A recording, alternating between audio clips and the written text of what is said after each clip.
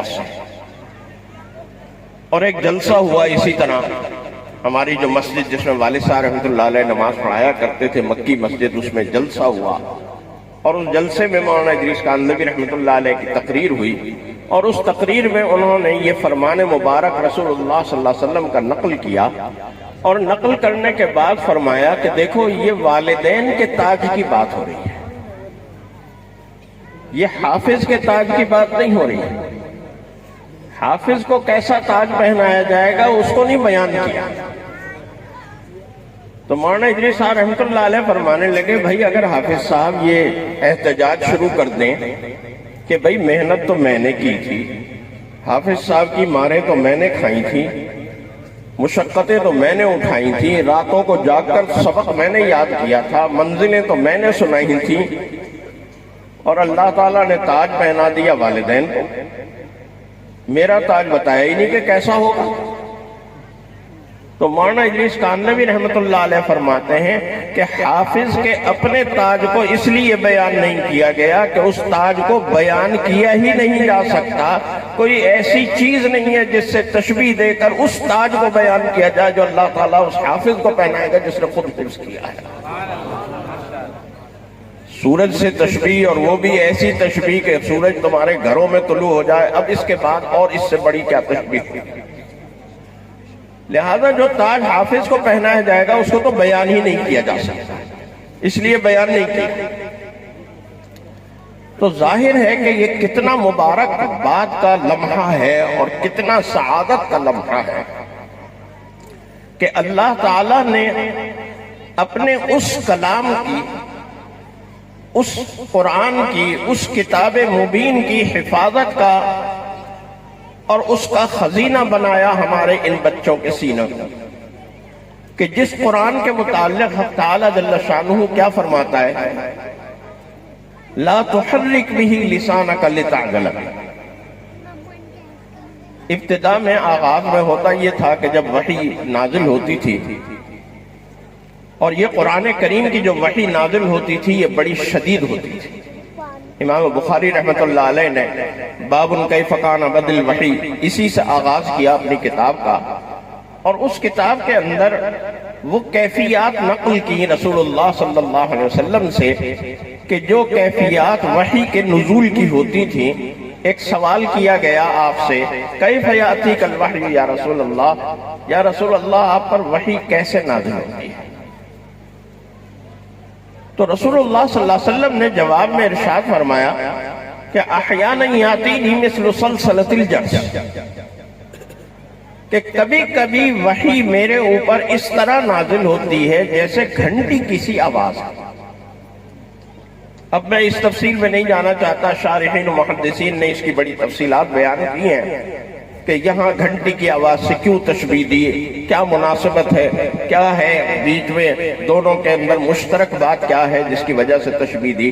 بہرحال یہ فرمایا رسول اللہ صلی اللہ علیہ وسلم نے کہ میرے اوپر اس طرح ہوتا ہے کہ جیسے گھنٹی کسی آواز ہوتی ہے، اور وہ گھنٹی کسی آواز یعنی وحی کے نزول کا سلسلہ جب منقطع ہوتا ہے تو فقط وعیت عنہ، میں اس کو اپنے دل میں محفوظ کیے ہوئے ہوتا ہوں.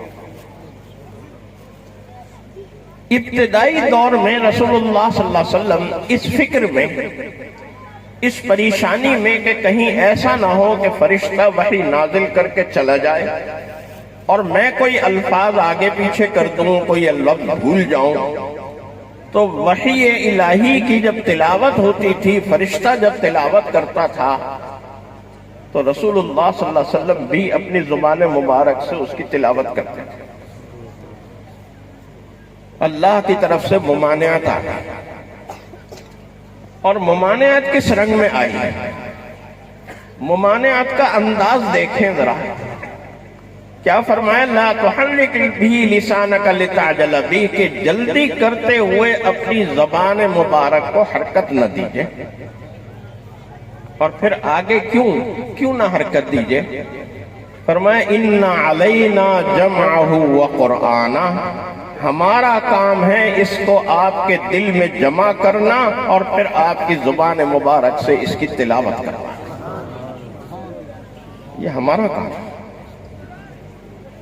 تو جس طرح اللہ تعالیٰ نے نبی کریم صلی اللہ علیہ وسلم کے دل میں اس قرآن کو جمع کرنے کا وعدہ کیا تھا، اللہ تعالیٰ نے نبی کریم صلی اللہ علیہ وسلم کے قلب اطہر میں اس قرآن کو جمع کیا، اور پھر نبی کریم صلی اللہ علیہ وسلم نے جب اپنی زبان مبارک سے اس کو تلاوت کیا تو اس تلاوت کو سننے والے سب سے پہلے کون لوگ تھے؟ اس تلاوت کو سننے والے سب سے پہلے صحابہ تھے۔ ان صحابہ نے رسول اللہ صلی اللہ علیہ وسلم سے یہ قرآن سنا، اور پھر اللہ تعالیٰ نے صحابہ کے دلوں میں اس قرآن کو جمع کیا۔ اگر صحابہ کے دلوں میں یہ قرآن جمع نہ ہوتا، صحابہ اس قرآن کی حفاظت نہ کرتے، صحابہ اس قرآن کی تلاوت نہ کرتے، صحابہ اپنے شاگردوں کو قرآن پڑھنا نہ سکھاتے، تو آج ہم قرآن کیسے پڑھتے ہیں؟ آج ہمارے پاس یہ قرآن موجود ہے اور ہم پورے وثوق کے ساتھ، پورے چیلنج کے ساتھ، پورے وثوق اور پورے چیلنج کے ساتھ ہم یہ کہتے ہیں کہ یہ وہی قرآن ہے، یہ وہی الفاظ ہے، وہی کلمات ہیں، وہی زیر زبر پیش ہے کہ جو زیر زبر پیش، جو کلمات، جو الفاظ، جو حروف رسول اللہ صلی اللہ علیہ وسلم پر نازل ہوئے تھے، یہ وہی حروف ہیں۔ اس لیے کہ صحابہ نے یہ قرآن اگلی نسلوں تک منتقل کیا، انہوں نے اگلی نسلوں تک منتقل کیا، اور آج یہ قرآن ہمارے بچوں کے ان سینوں کے اندر محفوظ ہے۔ اور یہاں یہ بات ذرا ذہن میں لائیے کہ گویا ان حافظوں کو، قرآن کریم کے ان حافظوں کو، قرآن کریم کو اپنے دل میں جمع کرنے والوں کو رسول اللہ صلی اللہ علیہ وسلم سے بھی ایک خاص نسبت اور حاصل ہوئی۔ یعنی ایک نسبت تو وہ ہے نا کہ ہم سب امتی ہیں رسول اللہ صلی اللہ علیہ وسلم کے، الحمدللہ، کتنی بڑی نسبت ہے، یہ کوئی معمولی نسبت نہیں ہے۔ اللہ تعالیٰ اگر چاہتا تو ہمیں حضرت موسیٰ علیہ السلام کی امت میں بھی پیدا کر سکتا تھا، اللہ تعالیٰ چاہتا تو ہمیں حضرت نوح علیہ السلام کی امت میں بھی پیدا کر سکتا تھا، لیکن اللہ تعالیٰ نے ہمیں نبی کریم صلی اللہ علیہ وسلم کی امت میں پیدا کیا۔ وہ امت کہ جس امت کے متعلق رسول اللہ صلی اللہ علیہ وسلم نے ایک بڑی حدیث مبارکہ میں، جسے تمثیل امم کے نام سے، محدثین کے ہاں اس حدیث کو تمثیل امم کے نام سے یاد کیا جاتا ہے، رسول اللہ صلی اللہ علیہ وسلم نے اپنی امت کی مثال دی امم سابقہ سے، کہ ایک طرف سابق امتیں ہیں اور ایک طرف میری امت ہے، اور وہ مثال اس طرح سے دی کہ دیکھو ایک شخص ہے، وہ مزدوروں کی ایک جماعت سے یہ معاملہ طے کرتا ہے، یہ ڈیل کرتا ہے کہ بھئی یہ فلاں محنت کا کام ہے، مزدوری کا کام ہے، یہ صبح فجر سے لے کر، فجر کے بعد سے لے کر اور ظہر تک کرنا ہے، اور ایک ایک قیراط فی مزدور میں مزدوری دوں گا۔ چنانچہ وہ جماعت آتی ہے اور ظہر کے وقت تک کام کرتی ہے، اور وہ شخص ایک ایک قیراط فی مزدور کے حساب سے ان کی مزدوری دے دیتا ہے، وہ ایک سائڈ پہ بیٹھ جاتے ہیں۔ دوسری جماعت سے یہ معاملہ طے ہوتا ہے کہ تم ظہر سے عصر تک کام کرو گے اور تمہیں بھی ایک ایک قیراط مزدوری دوں گا۔ وہ جماعت آتی ہے اور وہ معاہدے کے مطابق ظہر سے لے کر عصر تک کام کرتی ہے، وہ ان کو بھی ایک ایک قیراط فی مزدور مزدوری دیتا ہے، اور وہ بھی ایک طرف جا کر بیٹھ جاتی ہے۔ تیسری جماعت آتی ہے، وہ عصر سے مغرب تک کام کرتی ہے، اور جب وہ مغرب کے وقت فارغ ہوتی ہے تو اس جماعت کو وہ شخص دو دو قیراط مزدوری دیتا ہے،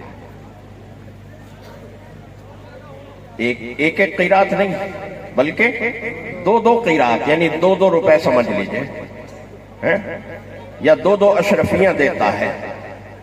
اشرفیوں کی گویا بارش کر دیتا ہے، ان کو بارش ہوتی ہے نا اشرفیوں کی، نوٹوں کی بارش ہوتی ہے، اشرفیوں کی بھی بارش ہوتی ہے، پانی کی بھی بارش ہوتی ہے، ہر طرح کی بارشیں ہوتی ہیں۔ تو دو دو قیراط یا دو دو اشرفیاں دیتا ہے۔ تو وہ جو پہلی دو جماعتیں ہیں، وہ دو جماعتیں احتجاج کرتی ہیں۔ مزدور ہوتے ہیں نا، مزدور تو احتجاج کرتے ہی ہیں، پھر وہ احتجاج کرتی ہیں اور کہتی ہیں نحن اکثر عملا واقل اجرا، ہم سے کام زیادہ لیا گیا صبح سے لے کر ظہر تک، اور دوسری جماعت کہتی ہے ہم سے ظہر سے عصر تک کام لیا گیا، وقت کا دورانیہ بھی زیادہ تھا، گرمی کا بھی وقت تھا، اور یہ جو تیسری جماعت ہے اس سے عصر سے مغرب تک کام لیا گیا، دورانیہ بھی وقت کا کم تھا، پیریڈ بھی کم تھا، وقت بھی اچھا ٹھنڈا تھا، دھوپ ڈھل چکی تھی، لیکن ان کو دگنی مزدوری دی گئی، ہمیں کم دی گئی۔ تو اس پر وہ شخص پوچھے گا ان سے کہ حل ظلمتم شیئا، کیا میں نے تمہارے اوپر کوئی ظلم کیا ہے؟ جو مزدوری تم سے طے ہوئی تھی وہ مزدوری میں نے تمہیں دی ہے، کوئی ظلم نہیں کیا، یہ میرا فضل ہے، میں جس کو چاہوں دوں اور جس کو چاہوں نہ دوں۔ فرمایا رسول اللہ صلی اللہ علیہ وسلم نے کہ یہ میری امت ہے جو تیسرے نمبر پر آئی تھی، جس نے عصر سے مغرب تک کام کیا، کام کا دورانیہ بھی تھوڑا اور کام کا اور محنت کا وقت بھی بہت مناسب، لیکن مزدوری پچھلی دو جماعتوں سے دگنی ملی۔ یہ ہے امت محمدیہ کا فرد ہونے کا انعام جو اللہ تعالی ہمیں عطا فرماتا ہے۔ اور آپ سوچئے رمضان المبارک قریب آ رہا ہے، رمضان المبارک میں ایک رات ہے، وہ ایک رات کو کیا فرمایا؟ لیلۃ القدر خیر من الف شہر، 1000 مہینوں کے برابر نہیں، 1000 مہینوں سے افضل، 1000 مہینوں سے بہتر۔ کتنی بہتر یہ اللہ ہی کو معلوم، نہ معلوم دگنی بہتر، نہ معلوم 3 گنا بہتر، نہ معلوم 4 گنا بہتر، 5 گنا بہتر، 7 گنا بہتر، یہ اللہ ہی کو معلوم ہے۔ یعنی کیا مطلب کہ امت مسلمہ محمدیہ رسول اللہ صلی اللہ علیہ وسلم کی امت ایک رات میں جتنا اجر و ثواب حاصل کر لے گی، گزشتہ امتیں 1000 مہینوں کی عبادت سے بھی وہ ثواب اور وہ مقام و مرتبہ حاصل نہیں کر پاتی۔ یہ امت محمدیہ کا شرف ہے، اور یہ بھی امت محمدیہ کا شرف ہے کہ اللہ تعالیٰ نے قرآن کریم اس امت محمدیہ کو عطا فرمایا، اور اس قرآن کریم کو اللہ تعالیٰ نے سینوں میں محفوظ کرنے کی طاقت اور ہمت اللہ تعالیٰ نے عطا فرمائی۔ تو ان حافظوں کو ایک خاص نسبت یہ ہے کہ رسول اللہ صلی اللہ علیہ وسلم کے متعلق اللہ تعالیٰ نے کہا اِنَّ عَلَيْنَا جَمْعَهُ وَقُرْآنَ، یہ ہمارا کام ہے اس کو آپ کے دل میں جمع کرنا اور پھر آپ کی زبان مبارک سے اس کی تلاوت کروانا۔ ایک حافظ کا مسئلہ بھی تو یہی ہوتا ہے نا، اللہ تعالیٰ اس کے دل میں جمع کرتا ہے اور پھر اس کی زبان مبارک سے وہ تلاوت ہوتی ہے۔ تو ایک خاص نسبت حاصل ہو گئی حافظ قرآن کو اللہ کے نبی سے، رسول اللہ صلی اللہ علیہ وسلم سے۔ بس فرق صرف اتنا ہے کہ نبی کریم صلی اللہ علیہ وسلم کے دل میں پہلے جمع ہوتا ہے اور زبان مبارک سے اس کی تلاوت بعد میں ہوتی ہے۔ حافظ اسے پہلے تلاوت کرتا ہے، یاد کرتا ہے، بار بار پڑھتا ہے، سبق سناتا ہے، سبقی سناتا ہے، منزل سناتا ہے، مارے بھی کھاتا ہے، غلطیاں بھی آتی ہیں، متشابہ بھی لگتے ہیں، سب کچھ ہوتا ہے۔ اس کے بعد جا کر اس کے دل میں یہ قرآن جمع ہوتا ہے، اور جب جمع ہوتا ہے تو پھر وہ پڑھتا چلا جاتا ہے۔ یہ اللہ کا معجزہ ہے، ایک بہت بڑی کھلی نشانی ہے کہ دنیا کی کوئی اور کتاب ایسی نہیں ہے کہ جس کو اتنی بڑی تعداد میں کیا چند لوگ بھی حفظ کرنے کے دعوے دار، حتیٰ کہ کوئی آسمانی کتاب بھی نہیں ہے۔ آپ حضرت موسیٰ علیہ السلام کی امت کی تاریخ پڑھ لیں، آپ حضرت عیسیٰ علیہ السلام کی تاریخ پڑھ لیں، آپ حضرت داؤد علیہ السلام کی تاریخ پڑھ لیں کہ داؤد علیہ السلام جب زبور کی تلاوت کیا کرتے تھے تو پرندے بھی رک جایا کرتے تھے، چرند و پرند بھی ان کے ساتھ تسبیح کیا کرتے تھے اور تلاوت کیا کرتے تھے، لیکن وہ تلاوت داؤد علیہ السلام تک رہی۔ داؤد علیہ السلام کے بعد زبور پڑھنے والا کوئی نہیں تھا۔ لیکن آج آپ دیکھیں 1450 سال ہو گئے رسول اللہ صلی اللہ علیہ وسلم کو اس دنیا سے پردہ فرمائے ہوئے، اور آج بھی ہمارے سامنے قرآن کریم کو پڑھنے والے، قرآن کریم کو حفظ کرنے والے، قرآن کریم کو یاد کرنے والے، قرآن کریم کی تلاوت کرنے والے کتنی بڑی تعداد میں آج بھی موجود ہیں۔ ہمارے جو یہ وفاق المدارس ہے، ابھی مولانا حنیف جالندری صاحب وہاں جامع شریفیہ آئے تھے، تو انہوں نے بتایا کہ اس سال شعبان میں جو امتحان ہو رہا ہے، رجب میں جو امتحان ہوا ہے درجہ حفظ کا، جو حفظ سے فارغ ہوئے ہیں پاکستان میں، جنہوں نے وفاق المدارس کا امتحان دیا ہے، وہ اس سال کے 1 لاکھ سے زیادہ لوگ ہیں۔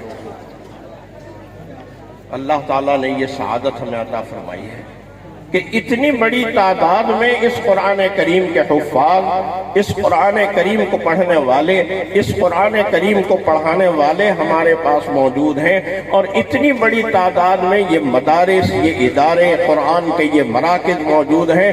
اللہ تعالیٰ ان مدارس کو محفوظ رکھے، ان مدارس کے ذریعے سے ہماری زندگی ہے۔ یہ بات یاد رکھیے کہ یہ مدارس ہمارے ماحول میں، ہمارے معاشرے میں، ہمارے ارد گرد موجود ہیں تو ہم بھی زندہ ہیں۔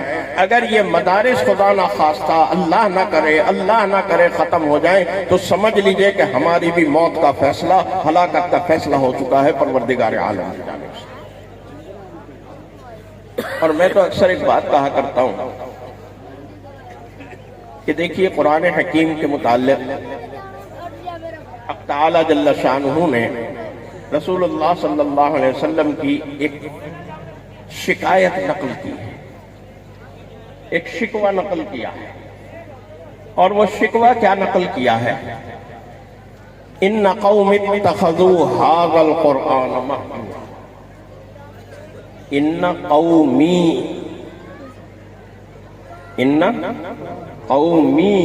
قومی کا مطلب کیا ہے؟ میری قوم۔ صرف قوم نہیں کہا بلکہ کیا کہا؟ میری قوم۔ اس کا مطلب ہے یہ اشارہ کس طرف ہے؟ یہ ہماری جانب ہے، یہ میری اور آپ کی جانب ہے کہ اے پروردگار عالم، یہ ہے میری وہ قوم اتخذوا هذا القرآن مہجورا، جس نے اس قرآن کو بھی چھوڑ دیا تھا۔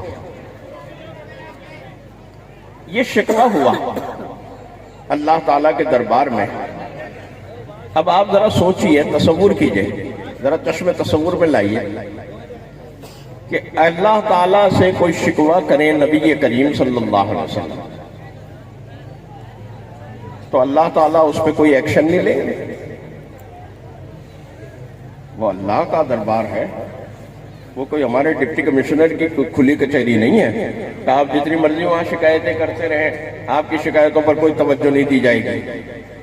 وہ کوئی پورٹل تھوڑی ہے ہماری حکومت کا کہ آپ شکایتوں پہ شکایتیں اس میں بار لگاتے رہیں اور کوئی توجہ نہیں ہوگی۔ شکایت کرنے والا کون ہے؟ شکایت کرنے والا محمد الرسول اللہ ہے، شکایت کرنے والا اللہ کا حبیب ہے۔ اللہ کے حبیب کے سامنے، اللہ کا حبیب جب شکایت کرے گا تو کیا اللہ تعالیٰ کی طرف سے کوئی ایکشن نہیں ہوگا؟ سوال ہوگا، ہم سے سوال ہوگا، ہاں بھائی کیوں چھوڑا قرآن؟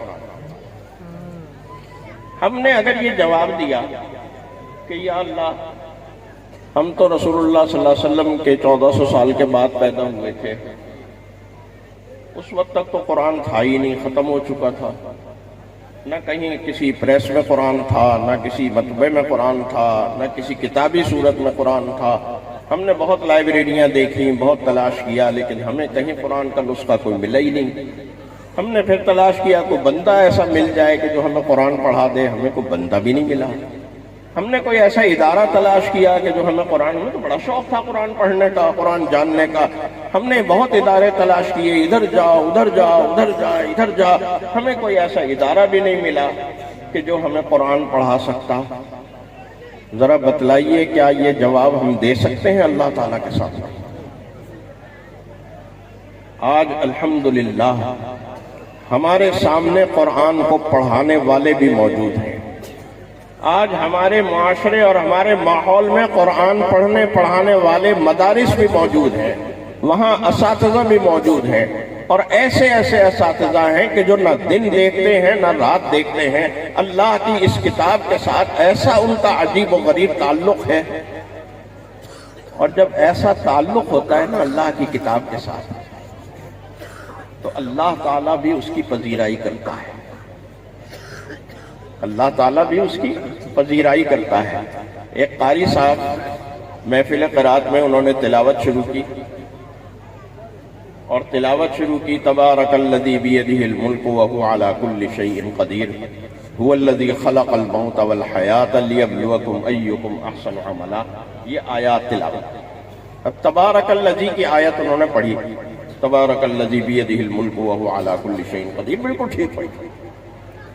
هو الذی خلق الموت والحیاۃ لیبلوکم، یہاں تک پڑھی، یہاں رک گئے، پھر دوبارہ پڑھنا شروع کیا، هو الذی خلق الموت والحیاۃ، اور وہیں دم دے دیا، وہیں گر پڑے اور وہیں ان کی روح پرواز کر گئی۔ جو قرآن کے ساتھ وابستہ ہو جاتا ہے، جو قرآن کا ہو جاتا ہے، پھر قرآن اس کا ہو جاتا ہے، اور پھر وہی بات ہوتی ہے کہ مرتے دم تک وہ قرآن کی خدمت کرتا رہتا ہے، مرتے دم تک وہ قرآن کی تلاوت کرتا رہتا ہے، مرتے دم تک وہ قرآن پڑھتا رہتا ہے۔ قرآن کو اپنا مزاج بنائیں، اپنی طبیعت بنائیں، اپنی زندگیوں کا معمول بنائیں۔ میری والدہ محترمہ بہت عرصے سے ان کا یہ معمول تھا، ہم تو بچپن سے دیکھتے آ رہے ہیں کہ منزل سے قرآن کریم پڑھتے ہیں، روزانہ ایک منزل، 7 دن میں 7 منزلیں پورا قرآن کریم، ہفتے کو شروع کرتی تھی اور جمعہ کو وہ مکمل ہوتا۔ اب ایک خاص وقت تھا ان کا، اس وقت پہ بیٹھتی تھی، اور جب تک وہ ایک منزل پوری نہ ہو جائے اٹھتی نہیں۔ فالج ہو گیا، کومے میں چلی گئی، ہم نے اسپتال میں داخل کر دیا۔ اب اسپتال میں لیٹی ہوئی ہیں، کوئی ہوش و حواس نہیں ہے، نہ ہمیں پہچان رہی ہیں، بچوں کو، میں ہوں، میرا بھائی کھڑا ہوا ہے، بہنیں کھڑی ہیں، کسی کو نہیں پتا کون ہے کیا ہے، لیکن تھوڑی تھوڑی دیر بعد کیا کرتی ہیں، پھر تھوڑی دیر بعد صفحہ پلٹ گئی۔ وہ نرس پوچھنے لگی یہ کیا کر رہی ہیں آپ؟ وہ تو ظاہر ہے کرسچن تھی، عیسائی تھی، اسے کیا پتا۔ میں نے کہا بھئی یہ ان کا قرآن کریم کے پڑھنے کا وقت ہے، اس وقت یہ معمول ہے، یہ روزانہ ایک منزل پڑھتی تھیں اور اس طرح سے قرآن کریم کے ورقے پلٹتی تھیں، لہذا یہ جتنی دیر کا یہ معمول ہے اتنی دیر یہ اسی طرح کرتی رہیں گی۔ لیکن یہ ہوتا کیسے ہے؟ یہ یوں ہی نہیں ہو جاتا، ایسے ہی نہیں ہو جاتا، ایسے نہیں ہو جاتا۔ مولانا محمد ادریس کاندھلوی رحمۃ اللہ علیہ تفسیر لکھ رہے تھے، معارف القرآن کے نام سے انہوں نے تفسیر لکھی ہے، وہ تفسیر لکھ رہے تھے سورہ صافات کی آخری آیات مبارکہ، سبحان ربک رب العزت عما یصفون وسلام علی المرسلین والحمد للہ رب العالمین، ان آیات مبارکہ کی تفسیر لکھی۔ بیماری کا دور شروع ہو گیا اور اس کے بعد انہیں موقع نہیں ملا، اسی بیماری میں ان کی وفات ہو گئی۔ سورہ صاد سے پھر والد صاحب رحمۃ اللہ علیہ نے اس کو مکمل کیا۔ کن آیات کے اوپر اللہ نے ان کی زندگی لی؟ وآخر دعواہم ان الحمد للہ رب العالمین۔ اور والد صاحب رحمۃ اللہ علیہ کا کیا ہوا؟ عجیب، یہ ان لوگوں کے کیا شخصیات ہیں، اور سوچیں ان کے اساتذہ کیا ہوں گے، سوچیں وہ صحابہ کیا ہوں گے جن صحابہ کی نسبت سے یہ لوگ آئے ہیں۔ والد صاحب رحمۃ اللہ علیہ کا درس قرآن ہوتا تھا سمن آباد میں، لاہور میں۔ وہ درس قرآن چل رہا تھا، ایک دفعہ قرآن کریم مکمل ہو گیا، دوسری دفعہ شروع ہوا، اور وہ 3 دن ہوتا تھا، اتوار، پیر، منگل، عشاء کے بعد۔ منگل کے دن درس قرآن ہوا، یہ اکتوبر 1988 کی بات ہے۔ منگل کے دن درس قرآن ہوا، اور درس قرآن کن آیات کا ہوا؟ اتا امر اللہ فلا تستعجلوا۔ عطا امر اللہ، اللہ کا حکم آ گیا ہے، اب جلدی مت مٹاؤ۔ ان آیات پہ درس قرآن ہوا، بدھ کا دن بیچ میں گزرا، جمعرات کا دن بیچ میں گزرا، اور جمعرات اور جمعہ کی درمیانی رات میں ان کا انتقال ہو گیا۔ اگلی آیات کا درس دینے کی نوبت نہیں آئی۔ یہ اللہ تعالی نوازتا ہے، اور ان لوگوں کو نوازتا ہے جو اللہ کی کتاب کے ساتھ اس طرح وابستہ ہو جاتے ہیں، جو اللہ کی کتاب کے صاحب کے ساتھ، اللہ کے نبی کے ساتھ وابستہ ہو جاتے ہیں، جن کا اوڑھنا بچھونا قرآن بن جاتا ہے، جن کا اوڑھنا بچھونا سیرت بن جاتا ہے، جن کا اوڑھنا بچھونا سنت بن جاتا ہے۔ اللہ تعالیٰ ان کو ایسے ہی نوازتے ہیں جیسے اللہ تعالیٰ نے حضرت عثمان علیہ السلام، حضرت عثمان رضی اللہ تعالیٰ عنہ کو نوازا تھا کہ تلاوت کر رہے تھے، حملہ ہوا، اور جو پہلا خون کا قطرہ گرا وہ قرآن کریم کے اوپر، قرآن کریم کی تلاوت کر رہے تھے، قرآن کریم پر گرا، اور کس لفظ پر گرا؟ صبغۃ اللہ ومن احسن من اللہ صبغۃ ونحن له عابدون۔ اللہ کا رنگ آج بھی وہ قرآن کریم استنبول میں ٹاپ کاپی میوزیم کے اندر محفوظ ہے، اور اس صبغۃ اللہ کے اوپر حضرت عثمان غنی رضی اللہ تعالیٰ عنہ کے خون کے چھینٹے اور دھبے آج بھی دیکھے جا سکتے ہیں۔ یہ ہوتا ہے جو قرآن کو پڑھنے والے، قرآن کو پڑھانے والے، قرآن کے ساتھ زندگی گزارنے والے جب ہوتے ہیں تو اللہ تعالیٰ انہیں اس طرح سے نوازتا ہے۔ تو یہ بات آج ہمارے لیے بہت بڑا سبق ہے کہ دیکھیے ان چھوٹے چھوٹے پیارے پیارے بچوں نے قرآن کریم حفظ کیا۔ یہ بچے اگر قرآن کریم حفظ کر سکتے ہیں تو ہم کم از کم ناظرہ بھی نہیں پڑھ سکتے، ہم کم از کم دیکھ کر بھی نہیں پڑھ سکتے، ہم کم از کم یہ بھی نہیں جان سکتے کہ کیا ہے قرآن، کیا کہتا ہے، کس طرح کی زندگی گزارتا ہے۔ ہمیں کم از کم اتنا تو ہوش ہونا چاہیے، اتنی تو خبر ہونی چاہیے ہمیں کہ ہم سے قرآن مطالبہ کیا کرتا ہے، کیسی زندگی کا مطالبہ کرتا ہے۔ اور یہ بات بھی یاد رکھیے گا، یہ کوئی بہت مشکل بات نہیں ہے۔ اگر کوئی آدمی قرآن کا فرما بردار اور مطیع بننا چاہتا ہے، رسول اللہ صلی اللہ علیہ وسلم کا متبع اور پیروکار بننا چاہتا ہے، یہ کوئی مشکل بات نہیں ہے۔ قرآن حکیم یہ نہیں کہتا کہ تم اگر دکاندار ہو تو اپنی دکان بند کر کے بیٹھ جاؤ، مسجد میں جا کر اللہ اللہ کرتے رہو۔ اگر تم کسان ہو تو کھیتی باڑی چھوڑ دو، مسجد میں بیٹھ جاؤ جا کر۔ اگر تم ملازم ہو تو اپنا دفتر بند کر دو اور دفتر سے استعفیٰ دے دو، تمہاری تنخواہ بھی بند ہو جائے گی، کوئی بات نہیں، ہم کھلائیں گے۔ نہیں، یہ نہیں کہتا۔ اللہ تعالیٰ یہ کہتا ہے کہ تم دکاندار ہو، تم ملازم ہو، تم افسر ہو، تم ماتحت ہو، تم مزدور ہو، جو بھی ہو، اللہ تعالیٰ تمہیں روزی دے گا، لیکن اللہ کے اس قرآن کے ساتھ، اللہ کے اس دین کے ساتھ، اللہ کے نبی کی شریعت کے ساتھ، اس کی سنت کے ساتھ وابستہ رہو تو دیکھو اللہ تعالیٰ کیسی رحمتیں اور کیسی برکتیں تمہیں عطا فرماتا ہے۔ اور ایسی ایسی رحمتیں اور برکتیں عطا ہوتی ہیں کہ انسان تصور نہیں کر سکتا، انسان سوچ نہیں سکتا کہ کیسی رحمتیں اور کیسی برکتیں اس کی طرف آ رہی ہیں اور اس کے اوپر نازل ہو رہی ہیں۔ اور یہ دیکھیں گے انشاءاللہ ان بچوں کے والدین، ان بچوں کے خاندان، ان بچوں کے بہن بھائی کہ اب ان گھروں کے اوپر کیسی اللہ کی رحمتیں نازل ہوتی ہیں، کیسی اللہ کی برکتیں نازل ہوتی ہیں۔ یہ اب مشاہدہ کریں گے آپ لوگ، آپ کے ان بچوں کے والدین، ان بچوں کے بہن بھائی۔ اس لیے ان کی قدر کیجئے۔ یہ بچے اب ہماری سفارش کریں گے تو ہم جنت میں جائیں گے، اس لیے ان کی قدر کیجئے، ان کو راضی رکھیے۔ یہ اگر راضی ہوں گے ہم سے، ہمیں پہچان لیں گے۔ ہاں بھائی، پہچان لو گے، تم سفارش کرو گے تو ہم جنت میں جائیں گے، ورنہ ہم جنت میں نہیں جا سکتے۔ اس لیے ان کی قدر کیجئے کہ یہ آپ کو پہچان لیں، وہاں روز محشر آپ کو پہچان لیں اور آپ کی شفاعت کر دیں۔ آپ کی یہ شفاعت کریں گے تو میں اور آپ جنت میں جائیں گے، اگر میری اور آپ کی انہوں نے شفاعت نہ کی تو ہم جنت سے شاید محروم رہ جائیں۔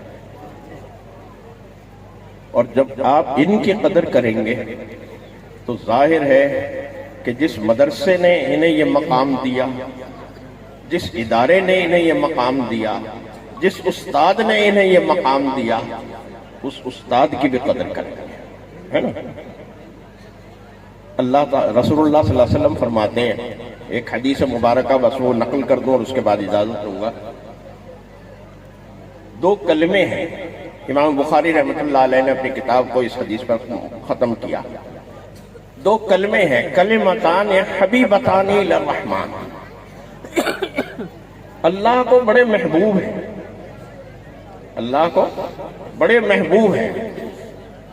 اب شارحین و محدثین یہ بات کہتے ہیں کہ جو دو کلمے اللہ کو محبوب ہیں، جو زبان ان کلموں کو پڑھے گی وہ زبان بھی تو محبوب ہو جائے گی۔ جب محبوب کلمے ہیں سبحان اللہ و بحمدہ سبحان اللہ العظیم، یہ دو کلمے ہیں جو اللہ کو بہت محبوب ہیں، تو جو زبان ان کلموں کو پڑھے گی وہ زبان بھی کیا ہو جائے گی؟ محبوب ہو جائے گی، اور جس بندے کی وہ زبان ہوگی وہ بندہ بھی کیا ہو جائے گا؟ وہ بھی محبوب ہو جائے گا۔ لہذا یہ محبوب ہو گئے تو ان کے استاد بھی محبوب ہو گئے، ان کے مدرسہ بھی محبوب ہو گیا، ان کا ادارہ بھی محبوب ہو گیا، ان کا حفظ بھی محبوب ہو گیا۔ اور اب یہ ثابت کریں گے، یہ بات ثابت کریں گے انشاءاللہ کہ نہ تو یہ علمی طور پر، عام طور پر یہ کہا جاتا ہے آدمی اسکول میں کیوں نہیں داخل کیا بچے کو، حفظ میں لگا دیا، اتنی ایج ہو گئی اس کی، اتنا بڑا ہو گیا ابھی تک اسکول نہیں جاتا۔ یہ سائیکالوجیکل، میرے متعلق بھی اسی طرح کی باتیں کہی جاتی ہیں، یہ سائیکو ہو جائے گا، یہ نفسیات کا مریض ہو جائے گا، یہ فلاں ہو جائے گا، اس کے ساتھ ہی آگے نکل جائیں گے، اور یہ ہو جائے گا، وہ ہو جائے گا۔ میں چیلنج کے ساتھ یہ بات کہہ سکتا ہوں کہ انشاءاللہ یہ اپنی ہم عمر بچوں سے پیچھے نہیں رہیں گے۔ اسکول میں چلے جائیں، کالج میں چلے جائیں، یونیورسٹی میں چلے جائیں، مدرسے میں چلے جائیں، یہ اپنے ہم عمر بچوں سے پیچھے نہیں رہیں گے، ان سے آگے ہی رہیں گے، ان سے نمایاں ہی رہیں گے، ان سے ممتاز ہی رہیں گے، اور نہ تعلیم میں پیچھے رہیں گے اور نہ انشاءاللہ کردار اور سیرت کے اندر پیچھے رہیں گے۔ یہ آج قرآن کے حافظ بنے ہیں، قرآن ان کا حافظ بن گیا ہے، اور قرآن ان کی حفاظت کرے گا، ہر برے کام سے ان کی حفاظت کرے گا، بری عادتوں سے ان کی حفاظت کرے گا، بری سیرتوں سے ان کی حفاظت کرے گا، اور یہ اپنے آپ کو ہر برے کام سے بچائیں گے۔ بچائیں گے کہ نہیں بچائیں گے؟ ارادہ کر لیں۔ تبلیغی جماعت والے کہتے ہیں نا ارادہ کر لیں۔ ابھی مولانا افضال صاحب تبلیغی جماعت کا ذکر کر رہے تھے، یہ بڑی زبردست بات ہے۔ ارادہ کر لیں، آپ طے کر لیں کہ میں آئندہ کسی بری بات کو ہاتھ نہیں لگاؤں گا، میں آئندہ جھوٹ نہیں بولوں گا، میں آئندہ کسی کی غیبت نہیں کروں گا، میں آئندہ کسی کی چغلی نہیں کروں گا، کسی بری عادت کے اندر مبتلا نہیں ہوں گا۔ آپ یہ آج ارادہ کر لیں، یہ قرآن آپ کی حفاظت کرے گا اور آپ کو لے کر جائے گا وہاں کہ جہاں معاشرہ یہ کہہ اٹھے گا کہ ما ھذا بشرا ان ھذا الا ملک کریم، یہ کوئی عام انسان نہیں ہے، یہ تو کوئی بہت معزز فرشتہ معلوم ہوتا ہے۔ یہ معزز فرشتے ہیں، یہ معزز فرشتے جب معاشرے میں جائیں گے تو معاشرہ ان کی قدر کرے گا، مجبور ہوگا اس بات پر کہ ان کی قدر کرے گا۔ اس لیے یہ بڑی سعادت اور خوشی کی بات ہے۔ میں ایک مرتبہ پھر ان کے اساتذہ کو بھی، ان کے محتممین کو بھی، منتظمین کو بھی اس پروگرام کے انعقاد، اور اس طرح کا پروگرام ہونا چاہیے بچوں کی حوصلہ افزائی کے لیے، اس طرح کا پروگرام ہونا چاہیے اور واقعتاً ان کی حوصلہ افزائی ہونی چاہیے۔ اور اس حوصلہ افزائی پر اور اس پروگرام کے انعقاد پر میں بہت شکر گزار ہوں، اور یقیناً ظاہر ہے بہت لمبا سفر کر کے ہم یہاں پہنچے۔ میں تھوڑی دیر بعد پوچھتا رہا ان سے، افضال سے، بھئی اب کتنی دیر رہ گئی اور کتنی دیر رہ گئی؟ یہ ہر گھنٹے پہ یہ کہتا تھا بس 1 گھنٹہ اور رہ گیا۔ لیکن یقیناً میں سمجھتا ہوں کہ آج اگر میں اس پروگرام میں نہ آتا تو شاید بہت محرومی ہوتی میرے لیے۔ بہت بڑی سعادت، بہت بڑی خوش بختی ہے آپ لوگوں کی بھی کہ آپ کو اس بستی کے اندر یہ مدرسہ مہیا ہے، یہ حضرات اور یہ افراد مہیا ہیں کہ جو آپ کو قرآن پڑھا رہے ہیں، آپ کو قرآن کی طرف لا رہے ہیں۔ اب آپ کی بھی یہ ذمہ داری ہے کہ ان حضرات سے کام لیجئے، ان حضرات کو پکڑ لیجئے اور کہیے کہ ٹھیک ہے آپ نے ہمارے بچوں کو تو قرآن پڑھا دیا، حافظ بنا دیا، ہمارا بھی قرآن درست کیجئے، ہمارا بھی تلفظ درست کیجئے، ہمیں بھی پڑھنا سکھائیے، ہم کم از کم ناظرے تو پڑھ سکیں۔ رمضان المبارک آ رہا ہے، کم از کم رمضان میں ایک مہینے میں ایک قرآن تو پڑھ سکیں، ہمیں ایسا بنا دیجئے۔ اب تعالی جل شانہ ہمیں قرآن کریم سے مضبوط رشتہ عطا فرمائے، قرآن کریم سے مضبوط تعلق نصیب فرمائے، اور یہ تعلق تا قیام قیامت ہمارے لیے قائم رہے، اور وہی ہو کہ جو حدیث میں آتا ہے کہ اللہ تعالی حافظ کو کہے گا کہ تو پڑھتا جا اور منزلیں طے کرتا جا، تیرا آخری مرتبہ وہی ہوگا جہاں تیری تلاوت رک جائے گی، اور تلاوت رکتی نہیں چاہیے، تلاوت رکتی نہیں ہے۔ دیکھیں آپ کو یاد ہوگا، پھر آپ کہیں گے لمبی ہوگی بات، آپ کو یاد ہوگا، اور اگر یاد نہ ہو تو آپ دیکھ لیجئے گا، آپ رمضان المبارک میں تراویح میں جس دن قرآن کریم ختم ہوتا ہے اس دن تو خیر مسجد میں بہت رونق ہوتی ہے نا، تو سورہ ناس پہ 20ویں رکعت ختم نہیں ہوتی ہے نا، 19ویں رکعت میں سورہ ناس پڑھی جاتی ہے، اور 20ویں رکعت میں کیا ہوتا ہے؟ سورہ فاتحہ پڑھ کر سورۃ البقرہ کی ابتدائی آیات پڑھی جاتی ہے۔ بھئی قرآن تو ختم ہو گیا سورہ ناس پہ، اب یہ دوبارہ سورہ بقرہ سے کیوں شروع کر دیا؟ اسی لیے شروع کر دیا کہ قرآن کی تلاوت کبھی ختم نہیں ہوتی، ایک ختم ہوتا ہے ساتھ ہی ساتھ دوسرا بھی شروع ہو جاتا ہے، اس لیے اب یہ تلاوت جو ہے رکنی نہیں چاہیے، ایک ختم ہو دوسرا شروع ہو، دوسرا شروع ختم ہو تیسرا شروع ہو، اور یہ تلاوت مسلسل جب تک ہماری سانسیں چل رہی ہیں یہ تلاوت ہماری جاری رہنا چاہیے، اس قرآن سے تعلق ہمارا جاری رہنا چاہیے، اس سے رشتہ ہمارا مضبوط رہنا چاہیے۔ حق تعالی جل شانہ مجھے بھی توفیق نصیب فرمائے، آپ سب کو بھی توفیق نصیب فرمائے، وآخر دعوانا الحمدللہ رب العالمین۔